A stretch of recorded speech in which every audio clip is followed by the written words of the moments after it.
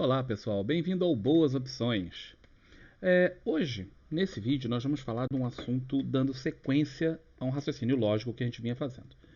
Recentemente eu fiz dois vídeos respondendo a uma mensagem que eu recebi de uma pessoa que assiste a gente no YouTube, falando da dificuldade dele, já tem 50 e poucos anos e etc.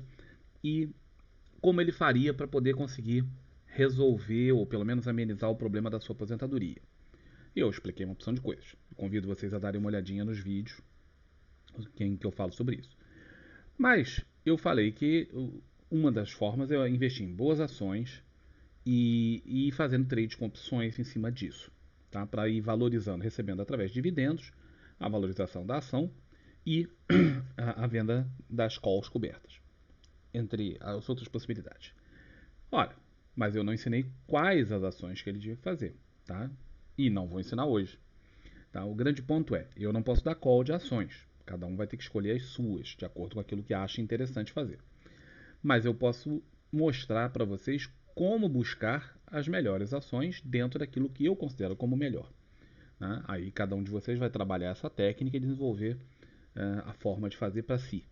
Tá bom? Vamos lá. Na tela tem aí o meu livro, Opções na Prática. É um livro que pretende pegar as pessoas do nível zero em opções. O cara sabe nada. Zero, nada. E quando termina o livro, tem 400 e poucas páginas, a minha intenção é que a pessoa saiba operar algumas operações de opções. Não é para fazer o cara virar o as das opções, não é essa a ideia. Mas que ele saiba operar algumas operações de opções com segurança, sem riscos excessivos, sem oportunidade do cara quebrar, falir, nada disso. Então, o livro tem essa intenção: pegar alguém que venha do zero e deixá-lo operando opções de forma segura, clara e fácil. Bom, sugiro que vocês deem uma olhadinha no livro, quem se interessar por opções, a descrição está no link aí embaixo. Bom, vamos lá. Se a gente quer escolher opções, ou melhor, desculpe, se a gente quer escolher ações, nós temos que partir de um princípio. Tá? Qual? Tem 500 ações na bolsa. Quais que a gente vai poder trabalhar? Dentro dos critérios que eu utilizo, eu penso sempre o seguinte: o objetivo principal das ações é, para a empresa que lança ações, ela se capitalizar. Ou seja, a empresa quer ganhar dinheiro, quer pegar dinheiro no mercado de uma forma barata, sem ter que recorrer a empréstimo nos bancos, de forma a elas se capitalizarem para poderem realizar aqueles planejamentos estratégicos que as empresas têm. Crescerem, comprar concorrentes, sei lá o que elas vão fazer. Mas o objetivo delas é capitalização e barata. Muito bem, esse é o lado da empresa. Agora, o que ela me oferece em troca pelo recebimento do meu suado dinheirinho? Em troca, ela está me dando sociedade. Quando você compra ações, você está virando sócio de uma empresa. Né? Essa é a ideia. Sócio para o bem e para o mal. Se a empresa quebrar, você perde seu dinheiro. Se a empresa prosperar, você ganha dinheiro a mais. E aí, quem é sócio da empresa, o dono lá da empresa que vendeu as ações, que entrou no mercado fazendo um IPO e que lançou a sua empresa no mercado, como é que ele tira dinheiro da empresa? Ele provavelmente trabalha na empresa, recebe um salário, mas não é disso que ele vive. Tá? Provavelmente não é o grosso do capital que ele ganha. Ele ganha através da distribuição de lucro da empresa. A distribuição do lucro para uma empresa fechada simplesmente distribui para os cotistas. Para uma empresa aberta, cotada em bolsa, distribui na forma de dividendos. Então, quando eu empresto dinheiro para a empresa para ela crescer, eu estou me tornando sócio da empresa com o objetivo de receber parte desses lucros, ou seja, dividendos. Se você está entrando no mercado de ações sem ser para especular, ou seja, eu compro agora e vendo daqui a pouquinho, um pouquinho mais caro, tal, isso é outra coisa. Mas se você está entrando no mercado de ações para longo prazo, para formação de carteira, para formação de patrimônio, para pensar na sua aposentadoria, você obviamente tem que pensar em entrar de sócio para boas empresas que tenham lucro e que distribuam pelo menos parte desse lucro de forma periódica para os seus proprietários, inclusive a gente, nós os acionistas. Não faz sentido eu ser sócio de uma empresa que todo o lucro que ela tem, o cara ganha, eu não. Ora, pelo amor de Deus, então eu vou ser sócio de uma empresa que me pague por isso, que me retribua por isso. Não faz sentido eu ser sócio de alguém que não me retribua por isso. Só o cara ganha e eu não. Não, isso é um absurdo. Tá? Então a gente tem que procurar empresas. Primeiro, o critério que eu vejo é o seguinte: as empresas têm que pagar dividendos. de uma forma relativamente regular. E dividendos que valham a pena o risco que eu tenho na empresa, porque não ache que você não tem riscos. Se a empresa falir, você perde seu dinheiro, como qualquer sócio. Né? Então, você tem o risco de estar exposto à empresa, você tem o risco do seu patrimônio não só virar zero se a empresa falir, mas também diminuir. No caso da empresa ter períodos longos de má administração ou de resultados ruins, a ação vai cair de preço. Então, seu patrimônio está caindo de preço. Ora, se eu tenho esses riscos e não tenho nenhum benefício, eu não recebo o dinheiro da empresa, esse equilíbrio está muito mal feito, está totalmente desequilibrado e eu estou sendo prejudicado. Portanto, eu não entro de sócio para empresas que não me retribuam pelos riscos que eu corro, da mesma forma que o proprietário está recebendo o seu dividendo, eu também quero receber. Olha, onde que a gente vai descobrir quais empresas pagam dividendos? Você pode fazer a pesquisa em muitos lugares. Um desses lugares é na bolsa. Tá? Existe um índice chamado Índice de Dividendos, tá? IDIV-B3. Quando a bolsa faz isso aqui, ela tem critérios, né? Ela procura aqui uma série de critérios. A ação tem que ter pago dividendos de uma certa forma, tem aqui e tal. Mas é uma das formas que você tem de procurar isso. Outra forma é você simplesmente pegar uma lista de todas as ações, vai olhando uma por uma e vai vendo qual delas pagou e não pagou tal. E essa aqui é uma forma que eu acho muito prática. A bolsa já fez o trabalho, né? E isso aqui é revisto periodicamente, tá bem? Se você entrar aqui, você vai ver, né, quais são as ações que compõem o IDIV e tal. Eu já fiz isso para vocês. O link para isso você encontra aqui em cima, na bolsa. Só você procurar por esse nome aqui. Ó, tá? Eu já fiz essa separação e tenho aqui. Ó, essas são as ações que atualmente compõem o IDIV B3. Tá? Aqui, as duas tabelas são iguais, só estão distribuídas de uma forma diferente para visualização. Então, do lado esquerdo, aqui, tá? Deixa eu botar o meu. Vamos lá. Pronto. Agora o meu mouse já está direitinho. Nós temos duas colunas. Do lado de cá e do lado de cá são exatamente a mesma coisa, só muda a ordem que elas estão distribuídas, tá bem? Então, do lado esquerdo, nós temos as ações que compõem o tal índice IBIV em ordem alfabética. Aqui, do lado direito, eu botei elas por ordem de participação vamos dizer, de peso dentro do índice, tá? Do IBIV. Somando todos esses números, tem que dar 100%. A que tem maior peso é a BRDT3, depois vem a BBSE3, VIVT3 e assim por diante. Como você não tem um bolso infinito, você não pode investir em todas elas. Né? Você é um cara muito rico, não é o meu caso. A gente vai investir em algumas delas. Como eu vou selecionar quais de preferência investir? Bom, o primeiro critério que a gente tinha era a distribuição de dividendos. Agora eu já sei quais ações são adequadas para a distribuição de dividendos. Depois eu tenho aqui uma certa ordem para poder escolher. Depois eu tenho os fundamentos da empresa. Eu não vou ver só se ela paga dividendos. Eu quero ver os fundamentos da empresa. Eu vou mostrar o que a gente vai fazer. E por último, eu tenho que ver se elas têm ou não têm opções. Porque de que adianta eu ter uma ação que paga bons dividendos, mas eu não consigo fazer as vendas das opções, que era a minha ideia original e foi como eu falei no vídeo para o amigo que tem lá seus 50 e poucos anos e vai se aposentar, está começando a preparar isso. Porque a ideia é receber dividendos, remunerar a carteira com opções e as ações valorizarem no longo prazo. Boas empresas, certo? Então, esses são os critérios que nós vamos observar. E aqui temos a composição do IBIV e a participação dessas empresas. Em seguida, nós vamos procurar ver cada uma dessas ações aqui através dos seus fundamentos. Nós vimos que elas fazem parte desse índice. Agora nós vamos ver como são os fundamentos da empresa, certo? Então a gente vai pegar aquelas ações, eu não vou fazer todas elas, tá? Eu quero só passar para vocês a ideia e aí vocês vão fazendo, tá? A ideia nossa aqui é ensinar a pescar, não é te dar peixe. Então nós vamos fazendo uma por uma e vamos olhar os fundamentos dessa empresa, tá? Primeira delas, BRDT3. BRDT3. Tá? Esse site aqui se chama statusinvest.com.br. Eu gosto dele. Eu também gosto do fundamentos.com.br. Só que o site, nesse momento que eu estou gravando, ele está fora do ar.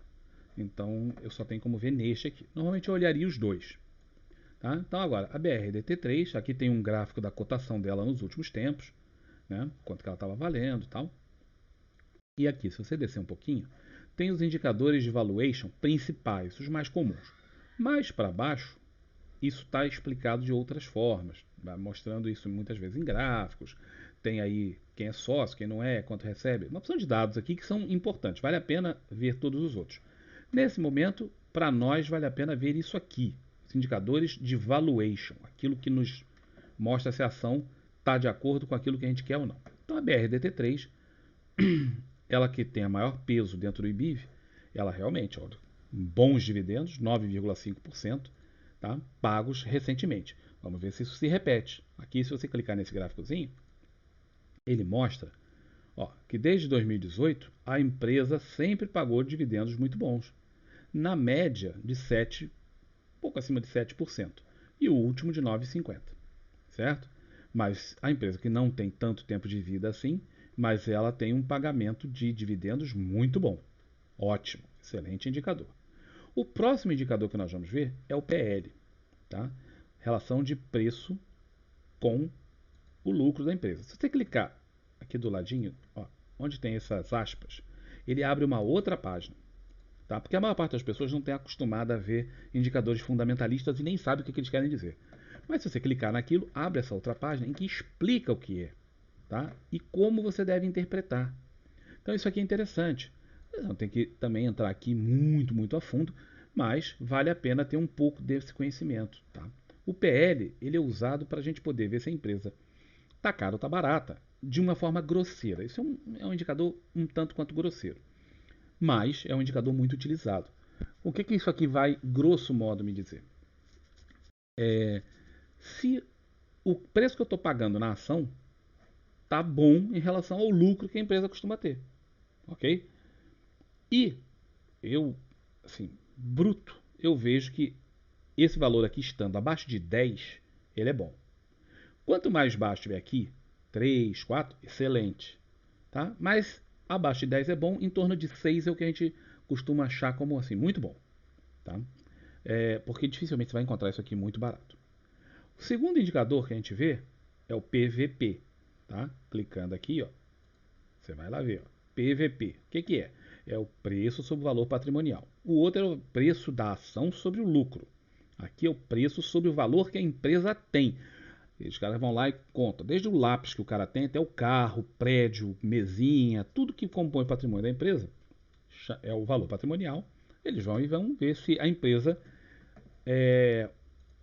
frente ao que ela custa, a ação, quanto que ela custa, se a relação dela com o valor patrimonial está boa ou está ruim.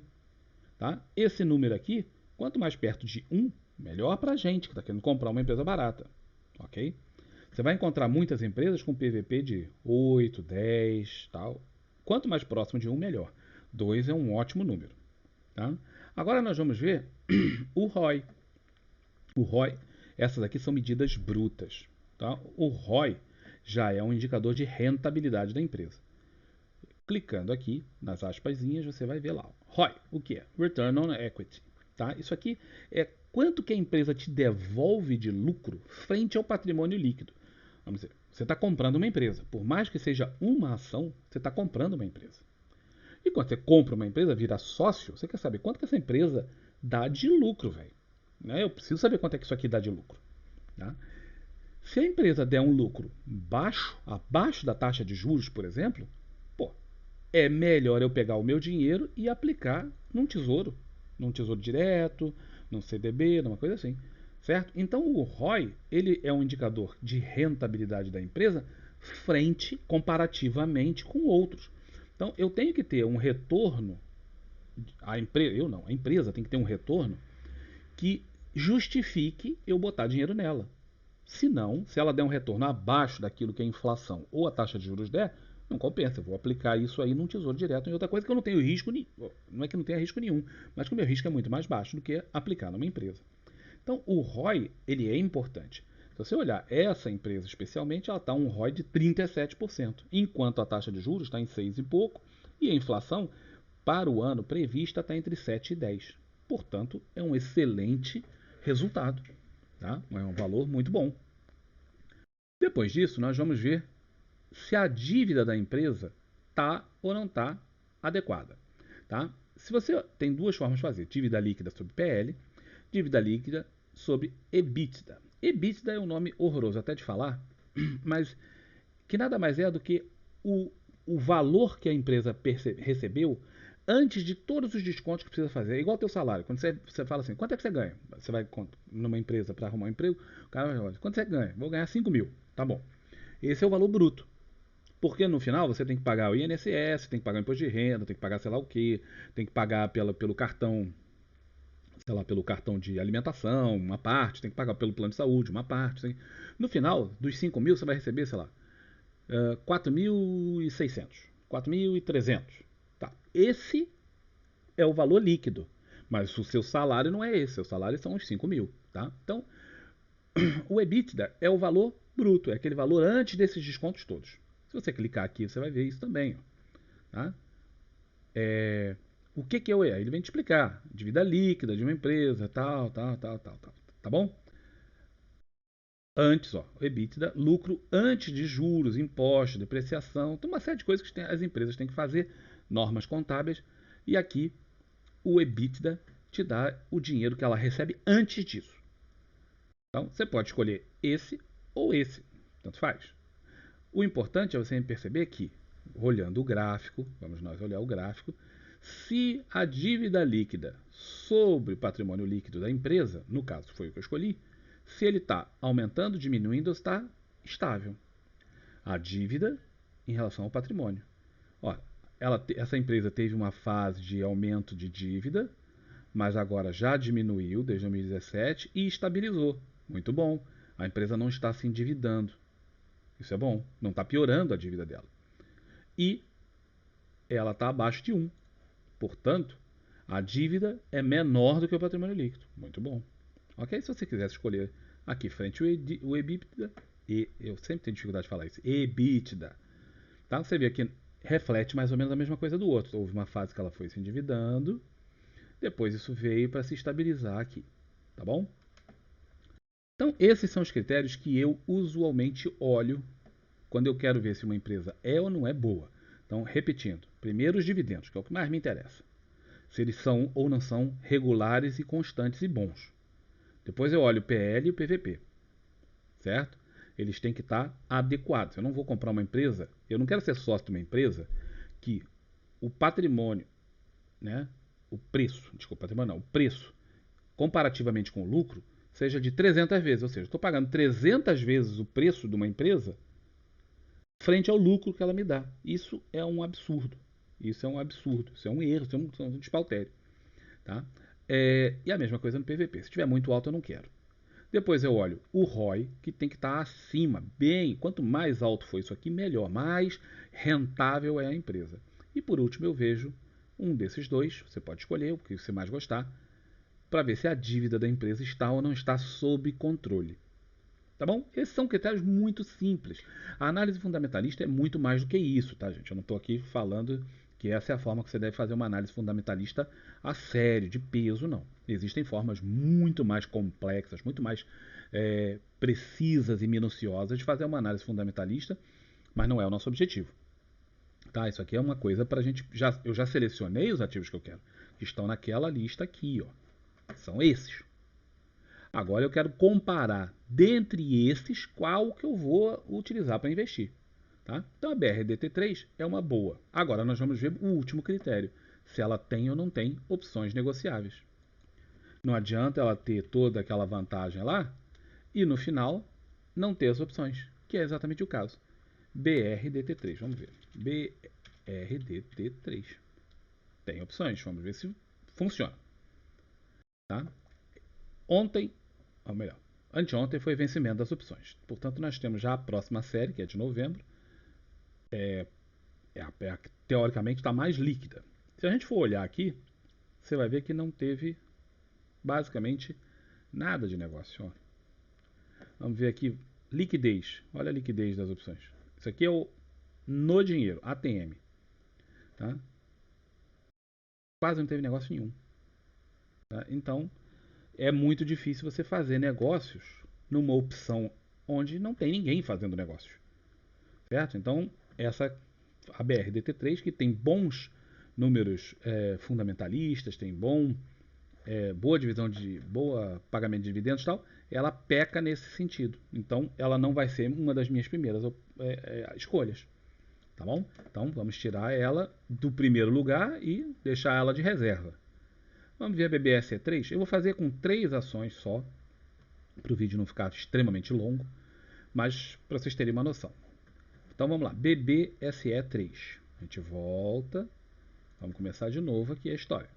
Ela está aqui no índice, vamos ver quais são os indicadores dela. BBSE3, indicadores fundamentalistas. Pronto, Seguridade do Banco do Brasil. Agora o site atualiza, ele me mostra o gráfico de valorização da ação, que é muito bom, ó, vem subindo. Tá? Mas isso aqui não me importa tanto. Observe que eu não estou tão interessado se essa ação vai valorizar muito ou pouco. O que eu quero, óbvio que ela não desvalorize muito, seria o ideal, né? Ó, se nos últimos 5 anos, né? Aqui ela é só de 5 dias. Agora, se você botar o último ano, você vai ver que não está muito bom. Mas o que eu quero não é se a ação valoriza muito ou não. O que eu quero são os múltiplos. É aqui que vive o dinheiro. Vamos lá, vamos ver se ela paga 4,6% de dividendo, pagou a última vez. Vamos ver como é que foi isso nos últimos tempos. Ah, muito bom.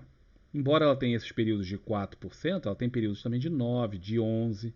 E ela vem pagando, em média, nos últimos 7 anos, 6,47%, que é um valor que eu considero muito bom. Acima de 5%, 6% de dividendos é um valor bom. Quanto mais alto, obviamente melhor. Mas esses picos aqui, ó, eles podem representar uma distribuição específica de lucro.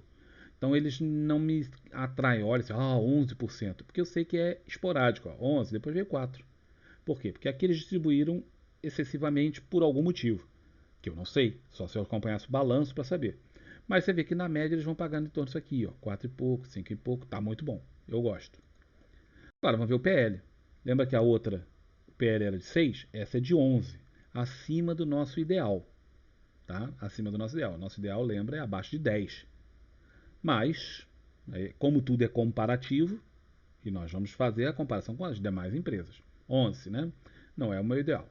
PVP, alto também. O ideal disso aqui é próximo de 1, 2, 2 e pouco, tal. 6 é relativamente alto. Agora vamos ver o ROI. Excelente. Veja que a ação, aqui é o gráfico dos últimos 5 anos, 5 anos. Veja que a ação vem caindo há muito tempo. Tá? Ela vem caindo, caindo, caindo. No entanto, a empresa tem uma lucratividade absurda. Pensa que isso aqui, gente, foi o ano. Isso aqui é do balanço anual. Pô, 54% de rentabilidade contra uma taxa de juros que até pouco tempo atrás estava 2%.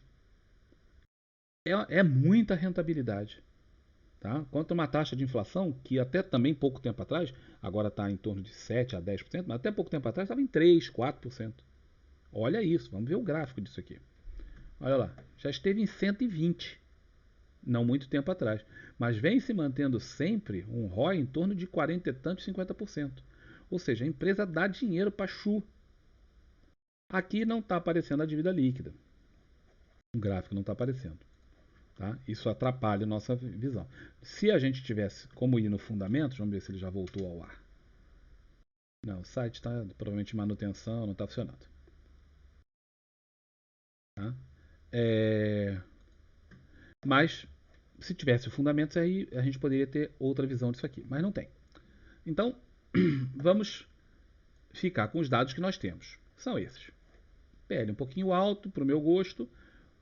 Pagamento de dividendos muito bom. PVP um pouquinho alto, mas o ROI excelente. Ok? Vamos ver qual era a terceira na nossa listinha lá. A terceira na nossa listinha era... Ah, não, calma, calma. Como assim, rapaz? É que eu já sei, mas vamos ver se tem BBSE3, se tem ou não tem opções líquidas. Era o último critério que nós tínhamos. Faltando 22 dias para o vencimento, você vê a ATM, tem. E não tem um spread grande entre o BID e o ESC, tem uma diferença de só 4 centavos, que é bastante razoável. tá? É um spread bem bonzinho. Quando você descobre que a ação não tem muita liquidez, quando isso aqui está, vamos dizer, 30 centavos, esse aqui está 70. Tem uma diferença enorme e tal. Agora, também a gente tem que levar em conta que não é aquelas maravilhas. Ó.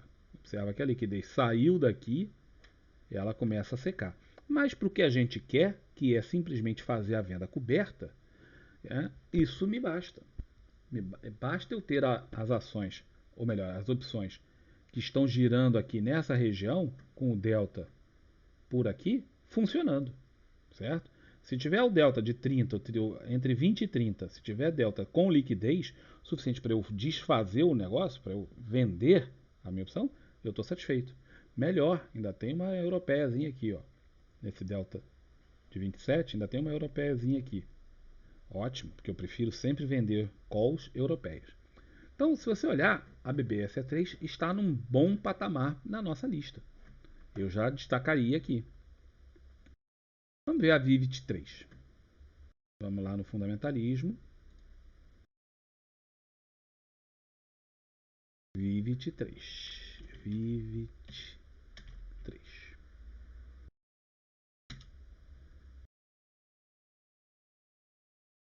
Aí a gente olha agora, só para ter uma noção como é que está. Preço estável, vai para lá, vai para cá, mas dentro de uma certa estabilidade. Agora vamos ver os critérios fundamentalistas que nós estávamos olhando. Dividendos de 6,91. Bom, vamos ver se foi regular. É regular, tá vendo? Ela vai pagando em média 7% e todo ano ela tende a pagar algo em torno disso, com alguns anos fora da curva. Isso aqui eu desconsidero. Mas ela vem pagando sempre em média 6, 7%, 6, 5, 6, 7%. Muito bom. PL relativamente alto. Eu já não gosto tanto. 16 é alto. Tá? Mas o PVP 1 e 14. Bom. Muito bom. Tá? Vamos ver o ROI. Infelizmente baixo. É uma empresa que não está com uma lucratividade boa.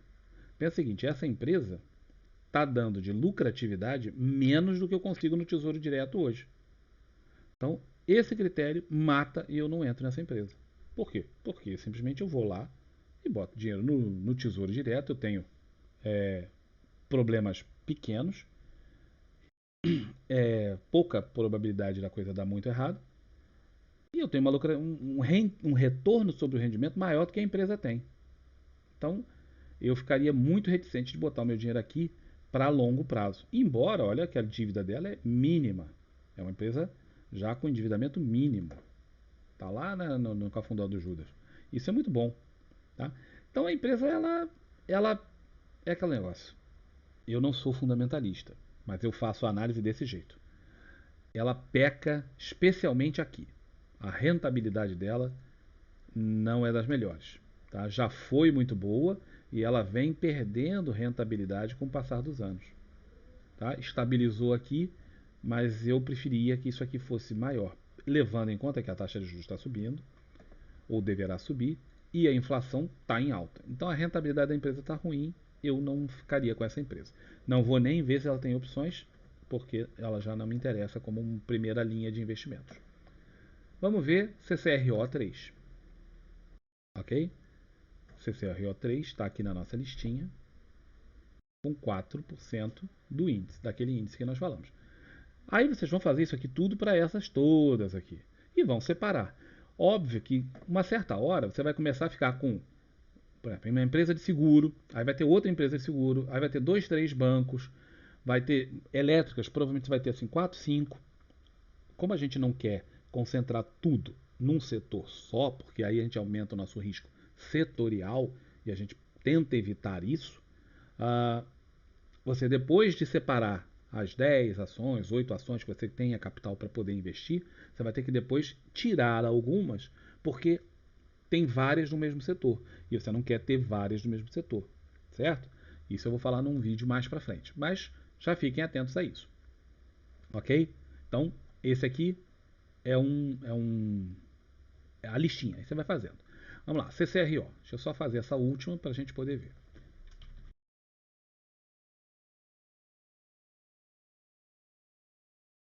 CCRO. O gráfico dos últimos 5 anos você vê que ela teve aqui uma fase ruim e tal, mas de uma forma geral ela está bem estável. Vamos ver os múltiplos dela. O último pagamento de dividendos foi uma porcaria, tá? Mas vamos ver se foi uma exceção. Às vezes foi uma exceção. Não, ela vem piorando. Ela chegou a pagar 14% de dividendos em 2011. Depois disso, ela teve uma queda importante, ficou na faixa de 3, 4%, 4, 5% durante um bom tempo. Tá? Levando em conta que nessa época aqui, ó, 2012, 2013, a inflação não era de 2%, tá, galera? Era mais alta. E agora ela começou a cair de novo.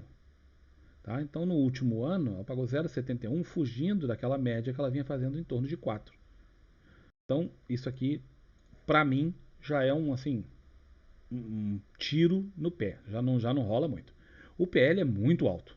Observa que é muito alto. Não, completamente fora da realidade. Eu quero em torno de 6, está em 37. Aí eu venho, PVP relativamente alto, mas não está assim desesperador. O ROI baixo, ou seja, a rentabilidade da empresa é baixa.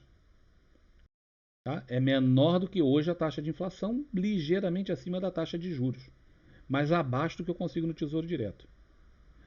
Eu, em relação à empresa, a empresa rende menos que se os caras venderem a empresa e botarem tudo no Tesouro Direto, eles vão ganhar mais dinheiro que isso. Entendeu? E a dívida dela, olha como a dívida dela é maior do que o patrimônio líquido. Ou seja, a empresa vale. Se vender tudo que a empresa tem, não paga a dívida.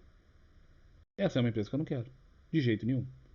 Ah, mas ela está aqui naqueles critérios, está lá. Tá, mas ela não me satisfaz. Eu não vou investir nessa empresa. Certo? Eu fiz uma listinha de empresas. Depois de fazer tudo isso aqui, eu separei empresas que comporiam uma carteira que eu, Campos, usaria.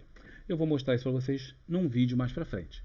Tá bom? Espero que esse vídeo que ficou um pouquinho longo, mas elucide para vocês a forma como eu avalio os indicadores fundamentalistas de uma forma relativamente superficial. Não é um troço extremamente aprofundado, não é a minha praia, mas eu tenho também alguns cursos que eu fiz de análise fundamentalista para poder fazer isso aqui, entender isso, e eu escolhi essa forma de fazer em que eu consigo ter com elementos relativamente simples, fáceis de encontrar. Esse site é gratuito e vocês poderiam utilizar essa forma. Podem utilizar outra também. Né? Eu recomendo que quem está pensando em fazer uma carteira de longo prazo, quem está pensando em investimento de longo prazo, que estude um pouco de fundamentalismo. Tá? Você não vai se tornar um expert nisso, não vai pegar lá o balanço da empresa, ali aquele 200, 300 páginas, 400 páginas que vem o balanço, mas pelo menos o suficiente para você conseguir entender isso aqui, que são um resumão do que o balanço indica. Eu recomendo, há vários bons cursos na internet e há bons livros sobre análise fundamentalista. A gente vai falar sobre isso também mais para frente. Ok? Então, gente, não se esqueçam do meu livrinho, sugiro aqui quem está interessado em opções, tá? E a gente volta num outro vídeo para explicar mais para frente como eu montei essa tal carteira e para vocês darem uma olhadinha no que eu fiz, tá bom? Um grande abraço, por favor, deem o like, assinem o canal e especialmente façam comentários, mesmo que seja um comentáriozinho bobo, obrigado, tchau, não gostei, gostei, tal, uma mãozinha batendo palma, qualquer coisa, bota um comentário, sempre ajuda a gente, tá? Isso faz com que o YouTube nos ranqueie melhor e outras pessoas consigam achar esse vídeo, tá bom? Então, obrigadinho pela força aí, galera, um abração, tchau.